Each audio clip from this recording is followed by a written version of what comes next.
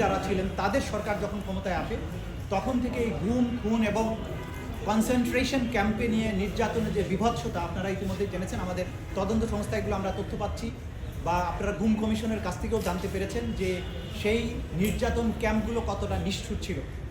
সেই নিষ্ঠুর ক্যাম্পগুলোতে যে পদ্ধতিতে নির্যাতন করা হয়েছে সেটা দ্বিতীয় বিশ্বযুদ্ধকালীন সময়ে হিটলারের নাৎসি বাহিনীর যে কনসেন্ট্রেশন ক্যাম্পগুলো ছিল সেই ধরনের নিষ্ঠুরতার সাথে তুলনীয়, একই প্যাটার্নে।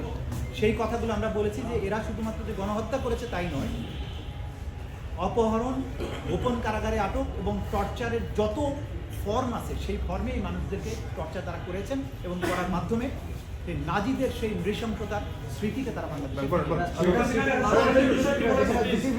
মামলা একটি হচ্ছে যে শেখ হাসিনার মামলা। শেখ হাসিনার মামলায় আদালত জানতে চেয়েছেন যে শেখ হাসিনা কোথায়, তখন আপনারা কি বলেছেন? তাকে আর এই 13 জনের বিষয়ে বলেছেন